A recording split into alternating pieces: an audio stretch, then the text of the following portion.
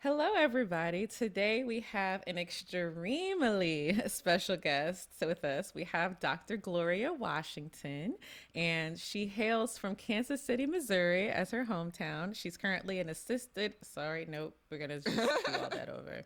Robin, I'm not doing that one.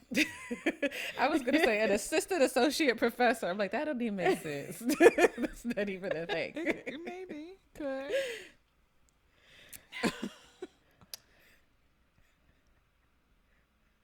Hey everybody, we have an extremely special. Why am I being special today? All right, third time's the charm. Third time's the charm. Hi, everybody. Today we have an extremely special guest with us here. We have Dr. Gloria Washington, and her hometown is Kansas City, Missouri, where she hails from. She is currently an associate professor of computer science at Howard University. She's received her bachelor's in computer science from Lincoln University and her master's and PhD in computer science from the George Washington University. She was also an intelligence community postdoctoral research fellow at Clemson University in the College of Computing. That's where I met Dr. Gloria. And currently, she runs the Effective Biometrics Lab and performs research on effective computing, computer science education, and biometrics. She's currently leading research that explores the role of affect and emotion and imposter syndrome on performance in computer science courses. Additionally, she's exploring the link between technology, mental health, and Black women's hair texture. Finally, she also works closely with clinicians within the Howard University Hospital to develop technologies for improving the lives of children and teenagers with sickle cell disease through the creation of tools for keeping track of their plan and encouraging them in moments of depression. The ABL is currently funded by the National Science Foundation, the National Security Agency, Northrop Grumman, Dell, and Microsoft. So she is where the money resides, where the money resides. So her other claims to fame, she has also worked at Booz Allen as well as MITRE, and she's been a visiting research scientist, faculty, and residence at Google. So welcome, Dr. Gloria. Thank you so much for having me here today. So Just thank you. fancy. Yeah. We've been trying to have you on the podcast for a while now. I It's been know. like 3 years, I think. It's not No, been I'm three. serious. I Well, think it's been probably three. three. It probably has, actually. Yes, But I we think can blame the was. pepperoni Okay. for The this. pepperoni. Yes. Got it. Check. Oh my goodness. We can definitely blame the pepperoni. So, Gloria, you had like an interesting transition where you did your formal education and then you went to industry and now you're faculty. And we want to get to, how you went through that trajectory. But early on, did little Gloria in Kansas City think that she would be here? Did anything in your life influence you to go in this direction? Honestly, so I went to a small HBCU, Lincoln University in Jefferson City. And one of the things that I always had a person who would tell me, oh, you should really be a professor. So I always knew I was going to get my PhD. I just didn't know in the specialization. And I didn't think that maybe I would have the outreach that I have, like I have at Howard right now. So I saw it, but it was really fuzzy. Okay. So when you were young, was like science and math were those things that you really liked? So I will say I like fixing stuff and so I am the youngest. I have two older brothers, and one of the things that they love playing games and stuff like that, and I love fixing stuff with them and helping them figure out how to overcome something in gaming. So I had always thought that I would do something like that, but I didn't know what kind and how I wanted to make my impact. Did you grow up in Kansas City? I did. I grew up in Kansas City, born and raised, and I had always envisioned myself staying there, becoming a professor, and I don't know, maybe getting people who, look like me or whatever and getting them in the field. But yeah, I loved Kansas City. But then, when you grow up, and you go outside of Kansas City, you realize, oh my Lord, like, what was I thinking? And I saw all these black people in DC, and I was like, oh wow, okay, who were like doing the daggone thing. And I was like, I'm gonna do the daggone thing, and I want people to see me like that. Yeah. So do the daggone thing. Yes. That is funny. Did you do any like programs? I know you said you like fixing things and helping your brothers. Like, did you have any like camps or programs? I did, like in high school, I did basic. I'm that old. I did basic, I did Pascal, and like I remember the first program I created a program that did the music for Irene Cara. Do y'all know who that is? Mm-mm. I'm so old. Okay, it was Flashdance. It was Flashdance, and I loved it. So when I got it to work and it actually sounded like what I was trying to program it to do, I was like, oh, okay, I can actually do this. And so I had to, really explore that. You were interested in computing really early then. I was, yeah. I just didn't see how I can make an impact, but I was like, okay, there's some kind of way I can just like finagle in here and make a game or something. So it started from And by the way, yeah, you were not all. I learned basic, I think, like in 8th grade or something. And we had a female computer science teacher. Like, I was like, how in the world? I'm just reflecting back on that. Like, she taught us. I'm like, oh, you put the number and what it needs to do. You could just keep adding instructions. It's amazing. I was so proud of myself. Like, oh, it actually sounded like the record and everything. So, yeah. Aww. So you kind of knew that, like, you were going to go to college for computer science somewhere. Did you apply a bunch of places, or did you just decide, you know what, Lincoln? So no, actually, so weird trajectory. I feel like I've been starting and stopping so many times. So okay, so I actually went to Tuskegee, and I knew that I wanted to go to a HBCU, and I wanted to go far away. Like I love Kansas City, and also not here. yes, and like Kansas City has black people, but not those kind of black people. It like Kansas City, love it, but it didn't have the kind that I really saw myself as. So I wanted to go far away, and I went to Tuskegee. Worked out great, was there, but then my mother got sick, so I just wanted to be closer. And so basically I moved back and went to Lincoln because it was the cheapest option. And at that time, I knew that I would have to make some financial decisions as it relates to that. So that's how I ended up going through Lincoln. I actually got done in 3 years because I wanted to hurry up and graduate. Yeah. So it was, an interesting story. Yeah. That's really cool. Man, that is serious. You did a whole computer science degree in 3. Like, it's people that struggle just with the 4, the normal 4, or take 5. Yeah, I think a lot of people take 5. Yeah. Actually. Yeah. Yeah. So during that time, my mother ended up dying when I was like, I would say right when I entered Lincoln. So it was like at that time, I was like, okay, let me hurry up, get in my career so I could take care of myself, because I was thinking like, black people, we don't have insurance. And she didn't have insurance. I remember I inherited a house. Whoa. I inherited, and I think I might have told Kyla this before, but I inherited a house because I'm a junior, Gloria Washington Jr. So like all of those kind of bills, and me and my brothers were trying to figure out at that moment, like, well, what do we do as black people? So I had thought, okay, you got to pivot. So that was my pivot. So did it allow you to? And you're doing all that. Did it allow you to like bring in enough income to support everybody, or? No. So actually, we ended up losing the house, and my brother sold it for like bare minimum right before they foreclosed it.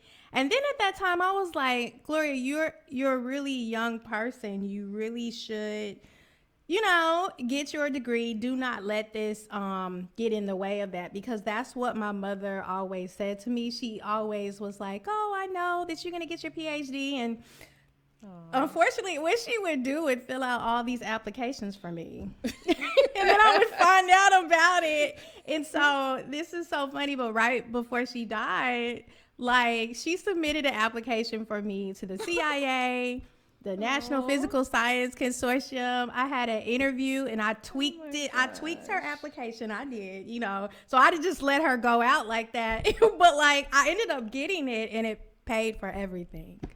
So yeah.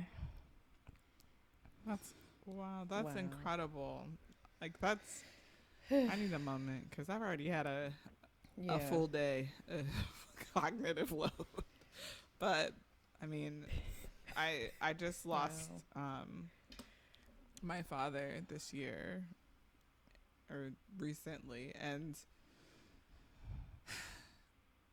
I can't imagine being like a teenager, right? A teenager and having to figure that out. Like, that's really, really hard. Yeah. So. Yeah. Like, it made me, you're supposed to be stronger and stuff like that. But then I guess I was always, and this is maybe a bad thing, but focused on money and like, okay, am I going to make enough so that I could take care of myself and stuff like that? And, I ended up taking care of myself, but sometimes I feel like I focused on that too much in the beginning rather than being happy. And like, you see how people just go off and travel and stuff like that. I will say I did not do that a lot when I was in my 20s. Yeah. But you still got to be realistic too. I feel like, money is the currency in society. So So yeah. And when I always, to me, I'll always have a person in any of my classes in Howard who have experienced that. And I'm like, please don't drop out. I know that you want to, and this is the time when most people do, but like, you're going to look back on this moment and like, think about, okay, you're recovering and yes, you're sad, but like, your parents are still looking at you like, okay, she's doing everything that I wanted her to do. And so you're like living for that, if you will. That's a good perspective to have. Yeah. So you finished a degree in 3 years after that, somehow. Yes. Like a prodigy. So what did you do, like, when you were done? Honestly, so when I got that fellowship, in my head, that's how I ended up in DC. So it was like in my head, I was like, okay, how can I hurry up and get in my career field and like, get the PhD and stuff like that. So that's when I moved to DC. And basically, I think right after that, like, I was thinking to myself, okay, just keep moving. So you really don't think about, the stuff that you've been through or whatever at that time. So it really was like, keep moving and just finish. Hurry up and finish. Yeah. But what made grad school the next thing for you? What, other than, just jumping straight into the workforce? So for me, it truly was what my mother said. Like, I she really did fill out applications for me. Like, you were like, I'm gonna do this thing.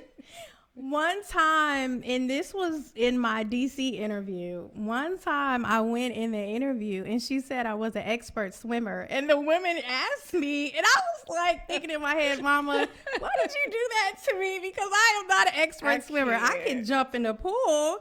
But anyway, like, so I think of like all that she wrote, and I did not want to be like, okay, not finishing what she set forth in this wonderful application that she wrote for me. So yeah, it was crazy. Did you become an expert swimmer? I did not. I just want to know. Yeah. I finessed that. That's hilarious. I was like, well, I can jump off the high dive and and float around. So if that's an expert swimmer, then yes. So that is so funny. Yeah. I really don't know what to say to That that. is hilarious. I will say, like, you know, my mom played a similar role in, like, my life and my brother's life, where all the applications, like, she did all the research for what we should be applying to, where we should apply all this stuff. I was a little more, that's great, you know, headstrong about doing the things, but my brother, she really had to drag along and be like, what are we writing, you know? And so I think that's huge, having parental support to do a lot of these things. We don't really talk about that a lot on the podcast, but like, there's so many applications. There's so many scholarships. There's so many programs. There's all these internships and things. And like everything requires an application, right? Which means you have to write usually a personal statement at minimum. And that can be a lot when you're like a kid and you're like, I don't know anything about what matters to It's like, what y'all want to know what about matters me? to these folks on the other side of this application portal. So yeah, kudos to your mom. And it's like, you don't know what it is. I would also say, I have no idea how my college applications got written. Like, I just remember being woken up in the middle of the night and my mom's like, sign this. Like, what is this? That sounds like a dream. Like, I literally had to go to summer camp to learn how to write an essay. And then that is what was submitted ultimately to all of the things. So I have no clue what mine said. Like, if you could go back and read your college application essay and what it says. It's really interesting because, like, so when I was applying at George Washington, after, you know, I went through all of those interviews, you know, most of them I didn't get, but I did get the fellowship that ended up, you know, paying for my education. And I went back and I rewrote the personal statement with this area of human computer interaction. And, you know, they were like, oh, okay, this is good. But I had a lady at the Environmental Protection Agency. I was an intern there, and she read it for me. And she was like, her name is Lynn Gobiowski. She retired now. But like, I remember during that time, because that was right when my mother died, she kind of saw me and kind of, you know, this white woman took me under her wing or whatever, reread all my stuff. And that's how I got into George Washington. Wow. Yeah. All right, Lynn. Right. Yeah. So George Washington is such an interesting. The George Washington. Oh, I'm sorry. University. Yeah. GW. Why? GW. Why?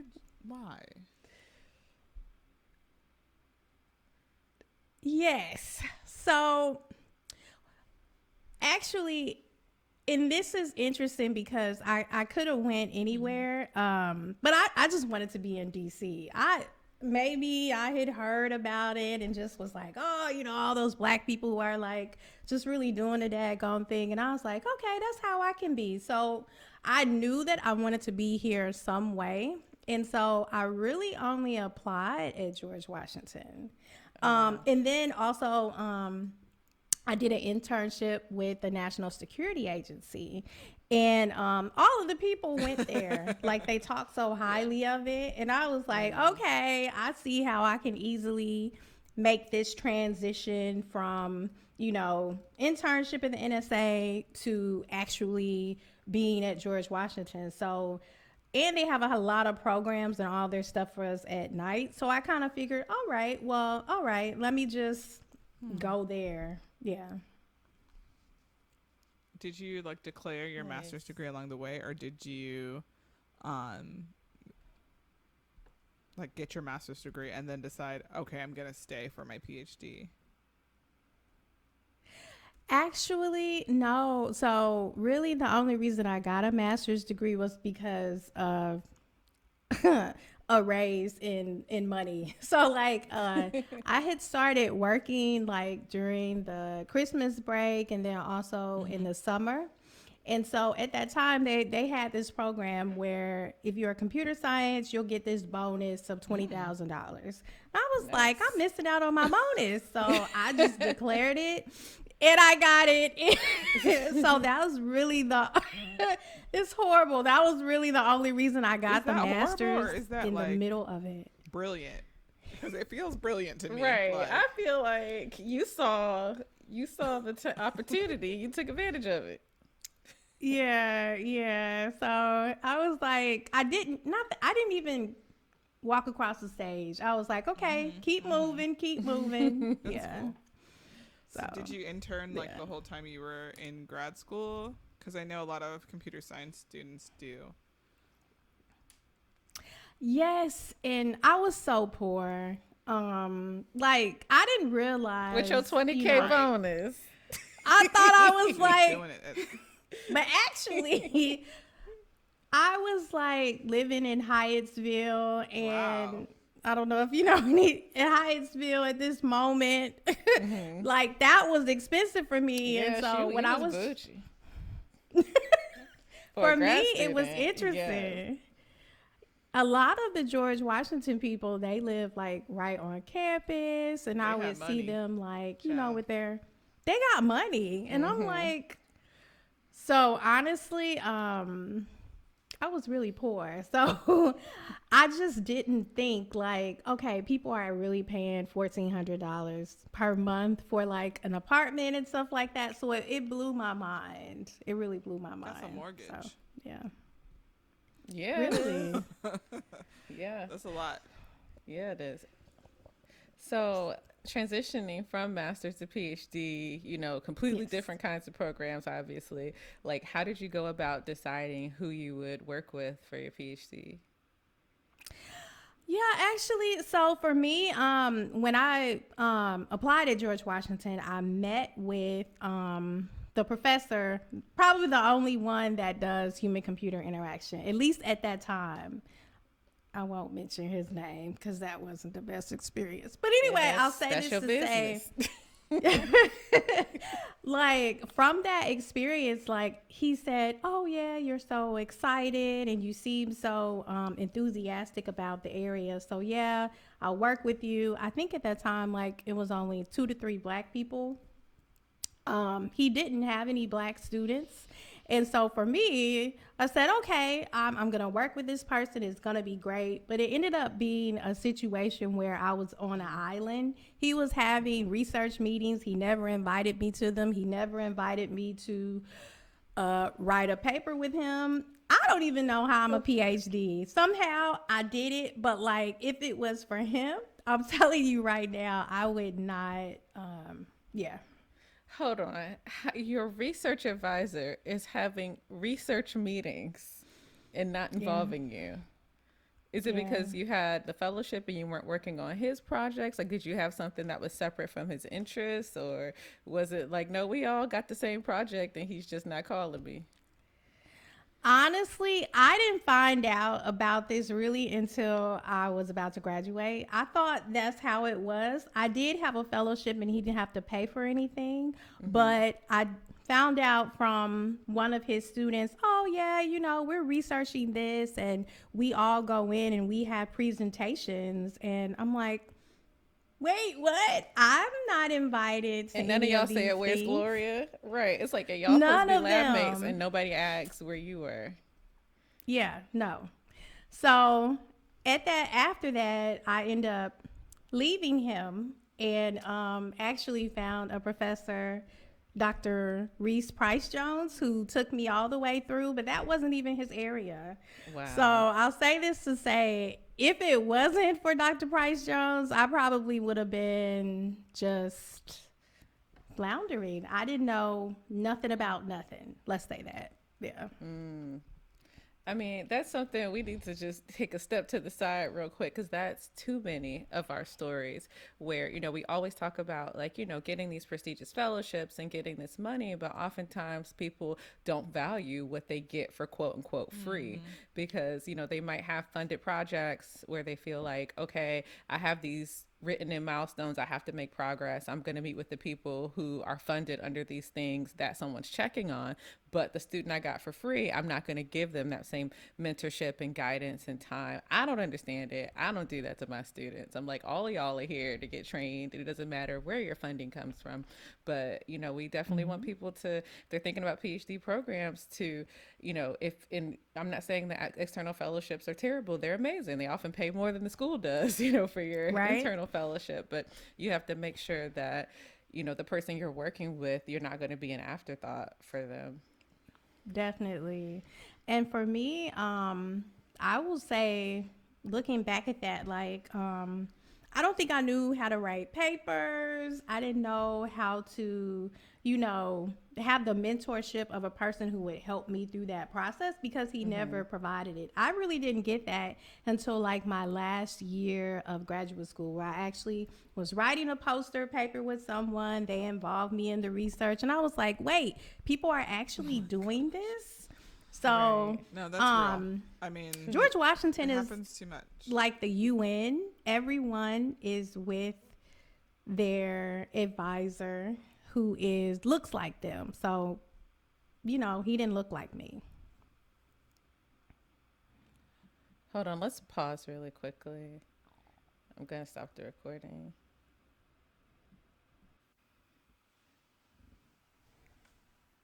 All right, we're starting over, Robin. Not starting over, but we're continuing where we left off. So Gloria might want to say the UN comment again.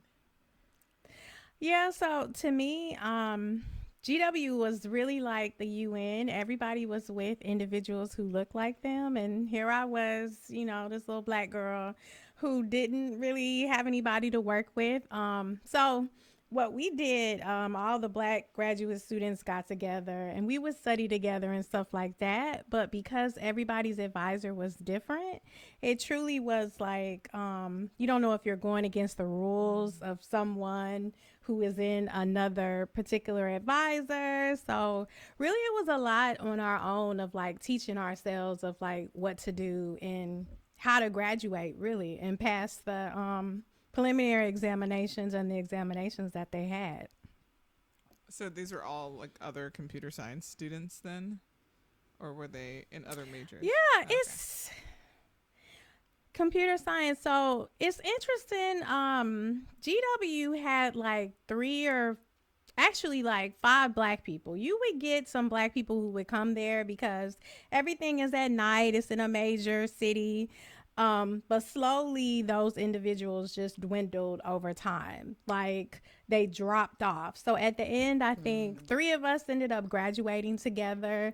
Like they put an article about how we're like 30% of the computer science people who just graduated for black people. Oh my gosh. So we made history because, and they were all saying, oh, how diverse is, George Washington computer science. And I was thinking to myself, I had an advisor that didn't even do research meetings with me, but okay.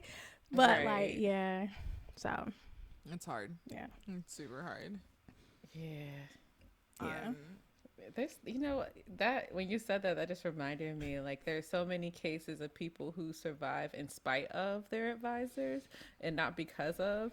And a lot of us that is our story, but then they get the label, oh, you graduated 2 black students, 3 black students, you must be this person. It's like, no, we fought with that person the whole time. Let's be clear. Let us be clear. And I've heard that happen, like, and I won't name no names, but like a couple situations where, I know and witnessed people having issues and like in their program, and then all of a sudden their advisor gets the diversity award for having graduated those students. And you're like, what did they do? Please tell me. Yeah. Like even now, to me, to this day, I have to be mindful of where I'm spending my time, because when I first started at Howard, I would say a lot of people were using me for my students. Like they're like, oh, can you only do this for your students and we'll send them here? And I would go off and do this stuff for individuals. So I totally understand, like, and they actually won a lot of diversity awards and everything. And here I am struggling to get one. So, yeah. Right on your back with That's your ridiculous. students. Yeah. That's nuts. Yeah. So Dr. Gloria finishes at GW Yes. and immediately says, I'm going to work a little bit. I'm going to, like, what was, because, the world was your oyster at that point. Like, you had already done the thing that you had set out to do with the encouragement of your mom. Like, once you reached that point, what were you thinking? So I was just like, that was one of the happiest moments of my life. I was thinking, oh God, like I finally finished. This is great. So I actually went to work for the NSA and I hated it. There's a difference between, like being a student and actually having to work there. They were nice to me when I was a student, but when I graduated, it was like, oh, you got a PhD. Ha ha ha. And it was so Oh, interesting to wow. me. I've never met so many people who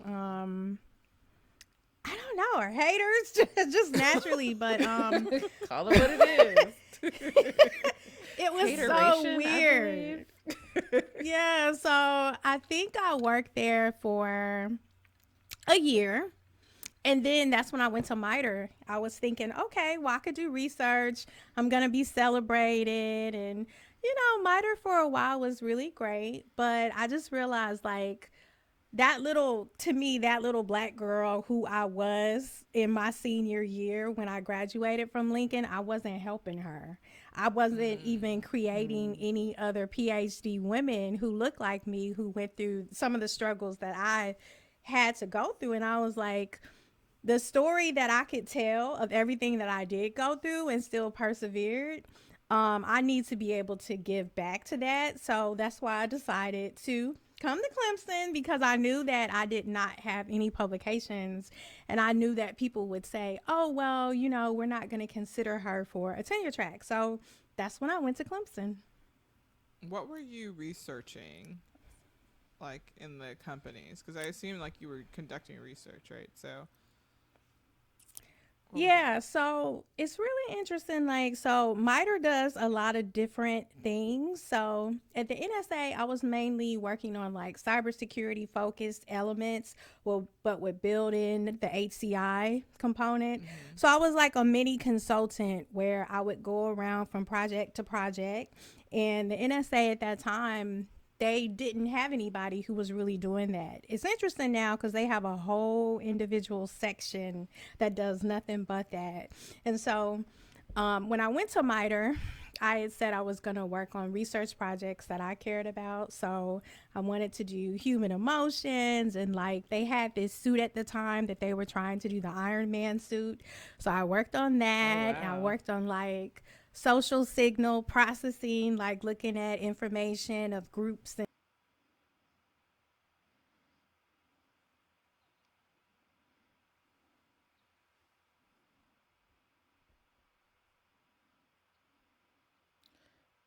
Yeah, we can pause. Yeah, I wonder how it got disconnected because I hear us now, or at least myself. I'm not saying anything.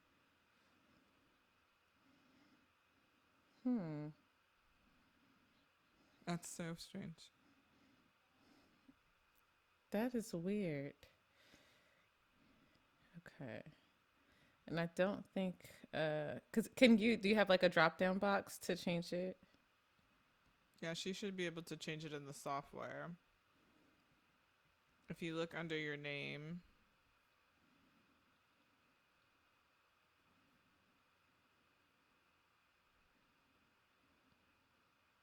the lights went off,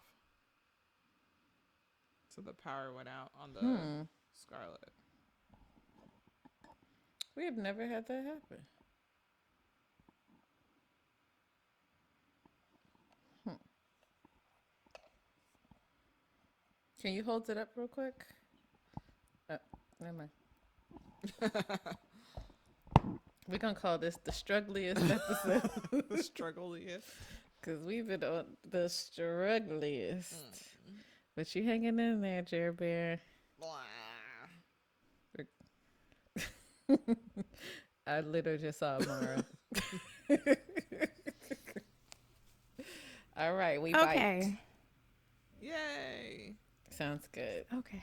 Yes. I don't know what caused that, but let's just Yeah, I keep it think going. I'm gonna stop moving around. I'm standing up, so yeah. I think that's what happened with me when I hit the cord and knocked let me make sure this cord is back under here. Because the weight of the adapter was making it also fall out of the socket and onto the floor. Yeah, So that's what I think. just go stay still. Okay. But you were talking about the Iron Man suit, and I'm trying to think where you ended. Social Iron Man signal suit. processing. Yes, social signal processing. Yeah, so That's right. I mean, it was fun and interesting and stuff like that, but I just didn't feel like, yeah, I guess I was, working on interesting stuff, but I didn't feel like I was doing anything. I would just go home and say, oh, all right. And, the pay was good, but I just didn't, I was like, something was missing. So, yeah. You were unfulfilled. Yes. Yes. You felt uninspired. Yes. Wow.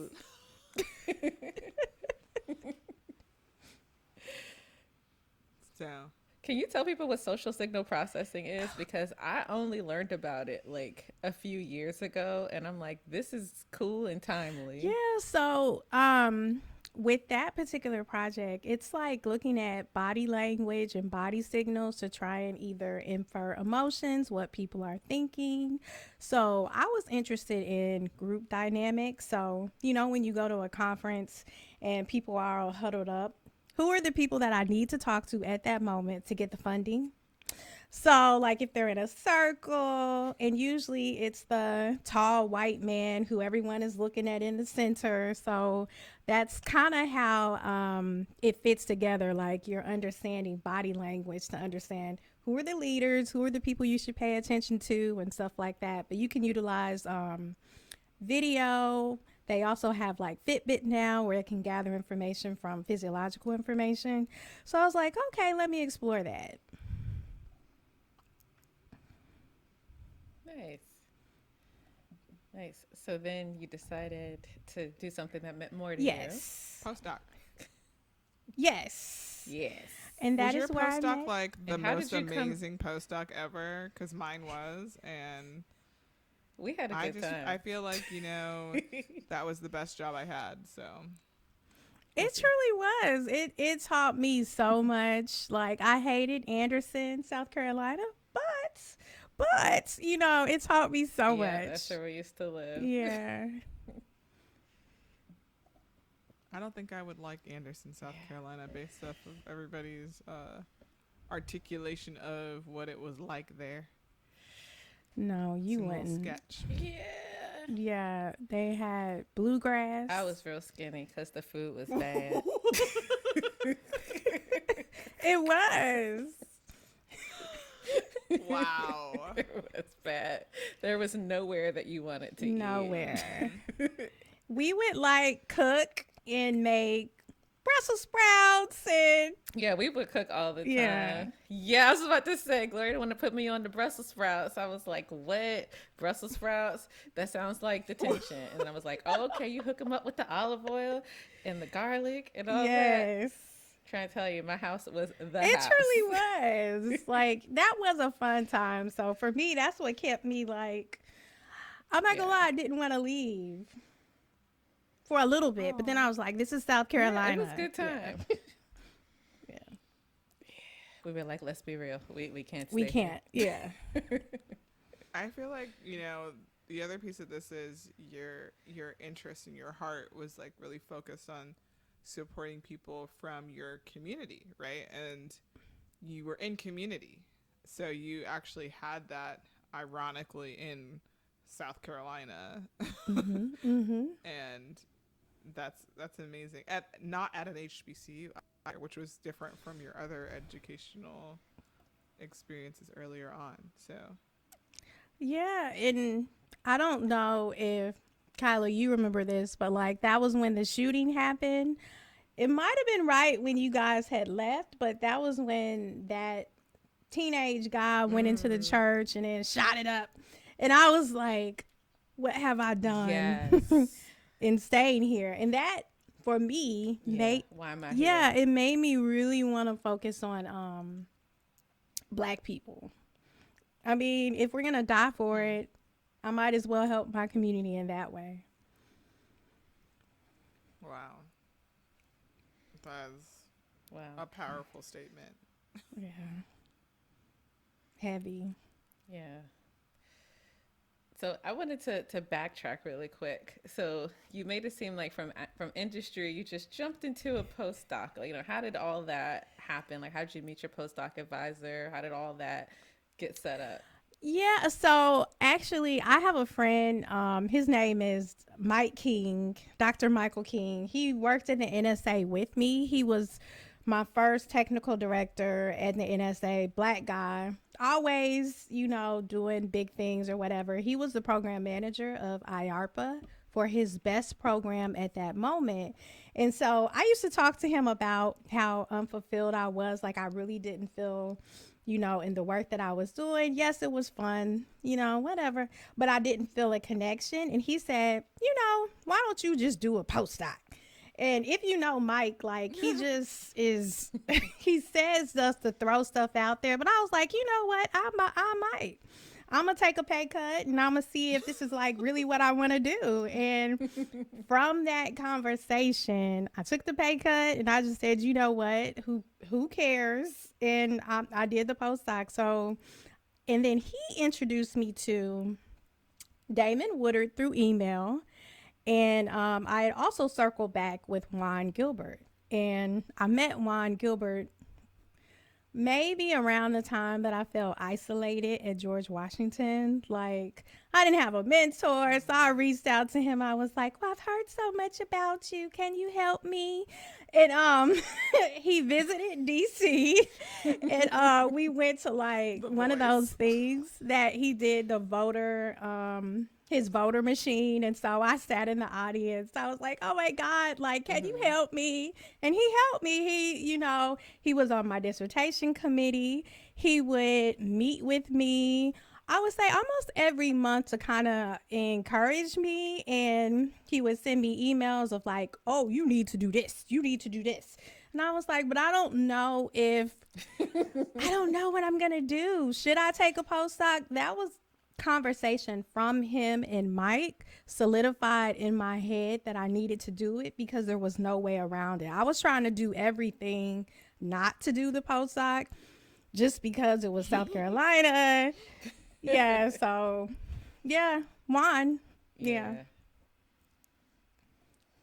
All roads lead back to right. Juan. Here we are again. Yes. Here we are again. I text him every time someone mentions him on the podcast. The text. Yes. Okay, so you finished up at Clemson, and had you been thinking about Howard for your entrance into academia? Like, what was that? Honestly, I truly did. Like, after the experience in South Carolina, I was like, okay, this is great. However, do I want to live in South Carolina? And I was like, no. So honestly, I reached out through email to the department chair at that time at Howard University, Dr. Legan Burge. And so I said, hey, I saw that you guys had this opening. Is it still open? And he said, yeah, hurry up and get your application in. And so I was like, are you sure? Because it looked like it closed. And he was like, no, hurry up. And so I submitted it, and and literally, honestly, like, I think I interviewed, I hurry up and visited, and basically they had offered me the tenure track position because they lost actually Dr. Nikki Washington. Nikki Washington went to South Carolina. Oh, yeah. So we like same office. So they didn't even change the nameplates. Passing it the same last name. Yes, it said Dr. Washington. Yes. That's so amazing. She went to South Carolina and I went to DC, and basically they even put me in her same classes. So everybody would call me, oh yeah, you're Dr. Washington. Wow. And I'm like, I am. However, I am Dr. Gloria Washington. Yes. Not that Washington. Yeah. Yes. Right. So, yeah. That's Yeah. funny. I mean, I know obviously y'all are at the same place. I was like, that's crazy how little, like, in place the replacement was. Like, okay, swap out, swap in. They're like, we need a black woman. No. Yeah. So how is it working at Howard? Like, do you feel like you've finally achieved the goal that you sought out for like all those years and years and years ago? I really do. Like, I will say that is the one thing that keeps me at Howard, like my students. So I have a grant now where I was able to hire one of my undergraduate students who went away to UC Irvine, and she got her PhD, and now she's working with me as a research scientist, Dr. Lucretia Williams. Like, so honestly, I don't know. It to me, it's like it's a 360. Actually a 180, because a 180. But like for me, in my lab, I had the most black women, and we were working on like hair texture, take a picture of your hair and tell you what kind of texture you have. And that actually led to a business for one of my students, Miss Kimberly Hill, even though she works at Google now, but she's still doing that on the side. But like there were so many different elements that I saw. You were supposed to be here. This was the reason why you're here, because you are creating, those little black girls who were like you, and now they are going away and getting their PhD too. I remember when you first started, you had a student, I'm forgetting her name, but she literally had almost a mirror situation with what you had at GW, where she had this advisor that was just doing her all type of dirty, and you were like, no, we're about to get out. We're going to do what we need to do. So like, I know it must be like so fulfilling to like be that person, the person you needed for somebody else. Like literally you stepped in and was like, look, this is not right. We are going to change all this up. Yes, actually, she was my first PhD graduating, first black woman PhD at Howard. And so people think when you think of Howard that, oh, there's a... Really? Yeah. And I will say this, I need to promote her more. It's like her face should be on everything. But her name is Dr. Ketley Jean-Pierre. She works at Educational Testing Center now. She is a lead data scientist where she has a whole team of people behind her. But I remember like when she was like, better go, Ketley. Right. When she was like really, should I do this? I don't know. And she did it. And when I think of that, they're like, oh, did you graduate a student? I'm like, yes, the first PhD black woman. Yeah, so. Yeah. Right. Man, wait, the first PhD black woman, period, or in your department? Because this is period. Huge. From College of Engineering. Wild. Architecture and computer science. Yep. That's still ridiculous. But still, that's a whole college. Yeah. Like all this time, all these degrees that they've had. That's the first. She's the first. Yeah, we need to bring her on. Have you her really talk. should. Like, because that's huge. We're collecting all the first, like Infinity Stones. Kyla's really like encouraging us to get to 100 episodes. So, in the interest of reaching 100, we got to interview some more people. And also because they're awesome. Yeah. Yes.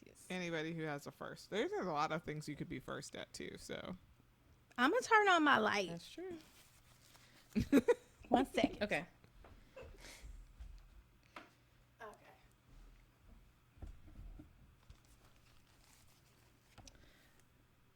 Can you hear me?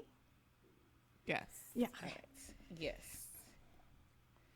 All right. I was going to ask next about Watch Me Code. Yes. So. Okay. Well, I was. Oh, wait. Sorry. Let me ask the question. Oh, okay. Real quick. I'm going to ask the question. Sorry. All right. We're back, Robin.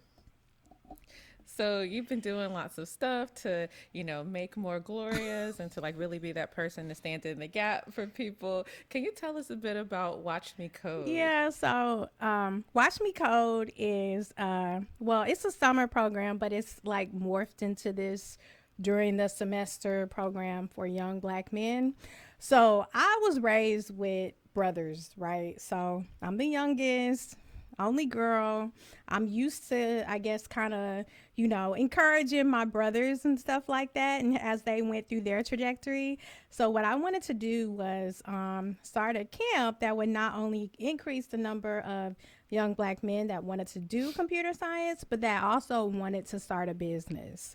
So as part of the program, we not only teach them how to code, we teach them how to apply to the NSF I-Corps grant that we have at Howard to create entrepreneurs. So they can work with a mentor, they'll have an idea, they'll pitch it. We give them like $500 seed funding, to go off and think about the idea and then apply for the larger NSF I-Corps with the actual mentor. So that's how that program kind of continued. And actually, the person who I work with closely with at HD Woodson, which is in Northeast, is Corey Morris. And so he has been like helping me year after year of finding students. And if you know where HD Woodson is, people consider this the hood. That's where I live at.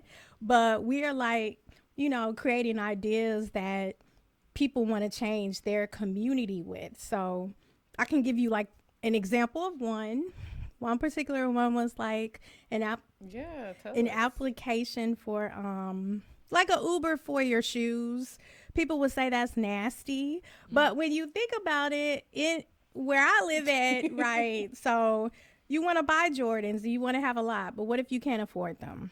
So as long as they're fumigated, they don't stink or whatever, you could rent your Jordans out to your fellow friends and then they return them to you, but you make money from actually renting them out. And so it helps those individuals so you don't have to go rob somebody for their Nikes or whatever. You can actually be able to, have the latest fashions and actually learn how to code it. So they created an app for that. That's cool. Oh, that's cool.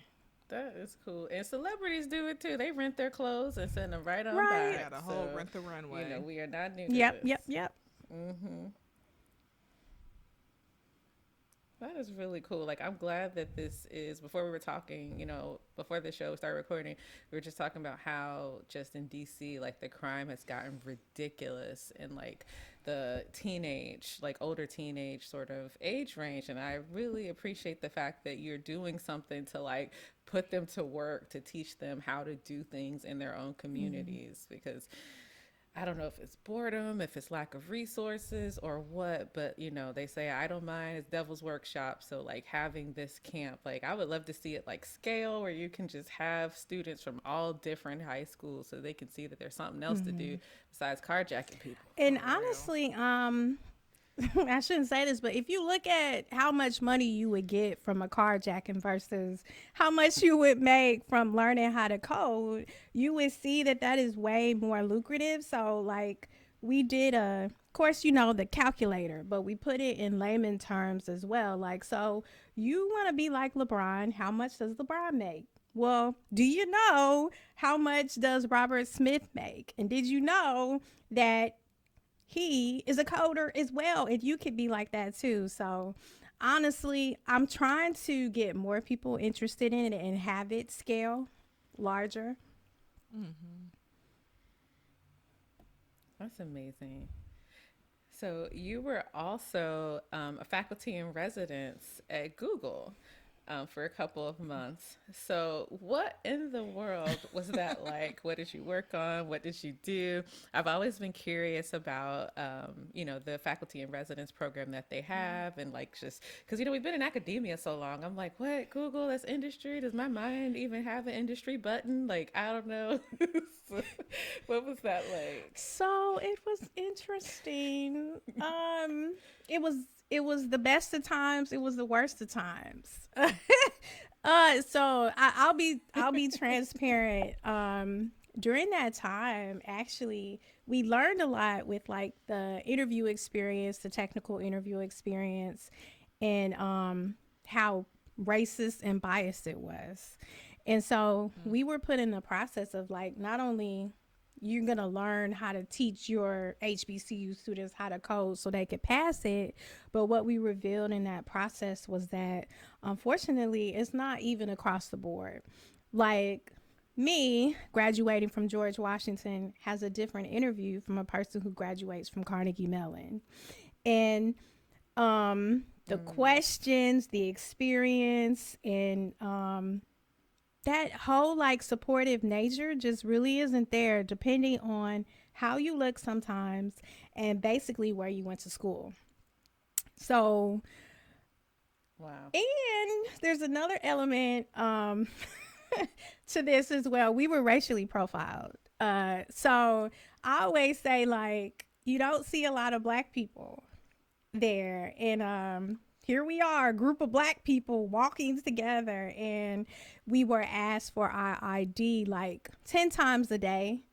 One person, it was like, did you find that sitting on the ground?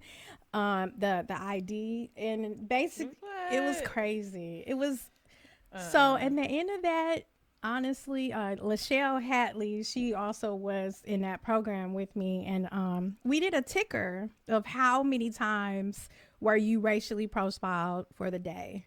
It was like 20, and I was like, it was just a really not a good experience, but I will say this, it helped me think about my research as like, why aren't we looking at this as far as like for D&I for Silicon Valley? And we're, tech uses tech, but we don't utilize smart tech to kind of help that process. So, yeah. They had good food though. That's why I say. Appreciate you for keeping it 100. Yeah. Like the food was great. I heard the cafeteria is good. It was, and that was, I shouldn't say this, but times part was. Yes, that was where we got racially profiled the most because we would travel around to all of the different cafes, and like you see this group of black people traveling together, and they're like, "Oh wait, what is this?" So yeah, it's called community, right? Right. Get you some. Everybody else does it too. Right. You just stand out. Yeah. Yeah. Hot mess. Yeah. So, are there any projects mess. that you're working on that are like super exciting? Yes. That you want to share before we head out? Yeah, so actually, we are working on Project Elevate Black Voices. So, in a nutshell, your voice assistant technology is racist or biased against your voice. So at Howard University, we are doing a huge data collection effort working with our community to create a consortium of HBCUs that are going to come together, create this data set so that we can improve voice assistant technology. And then one day we may have a Hey Shaniqua, which would be like a version of Alexa. Like, hey, Siri. Yeah, like so that you don't have to code switch. I love it. Hey, Shaniqua. And she can understand you. You can be yourself, and she won't be racist or biased and try and lock you up and figure out where you live and stuff like that. So that is the project that I'm working on. Yeah. I like it. I love Thank it. you. So if people are like, hey, I'm in undergrad and I want to work with you, how should they reach out to you to join your lab or learn about your research? Yeah, so you can, friend me on LinkedIn. I am on LinkedIn, Gloria W. It's not a lot of Gloria Washingtons, Gloria Washington PhD. You can find me there. I don't really do Twitter anymore because I'm boycotting, but you could also find me there. Dr. Glow Wash is the name underneath there. And so if you're also, one thing I want to plug is that at Howard, we have a, PhD program, and we don't get a lot of love to get like some of those black people that are, I don't want to actually go to a good school, because we're a good school, but we're still building up our ranks. So if you want to work on projects that matter to your community, that you see an investment in, and that you want to change the world with, definitely come to Howard PhD program. The founding members of Hey Shaniqua are coming your way. Yes. Gloria, thank you so much. I'm so glad we finally had a chance to talk with you. I'm like, you've had a story that we've been wanting to get out to people, and we appreciate you taking the time to do this today. Thank you so much for having me. All of the difficulties, even in my little setup here, we made it. Like, I'm standing up. Hey, they don't know. We edited all that out. We edited it out. So thank you so much. And I remember when you reached out to me, I think it was 3 years ago, like, I was like, oh my God, I felt so bad. Yeah, it was like at the beginning of the pandemic. No, you're fine. I'm going to just keep harassing people until they say yes. Like, pretty much. Yeah. Yep. I have a harassment list. But this was great. Yeah. Yay. Thank you, Gloria. Oh, thank you. Yeah. Thank you. All right.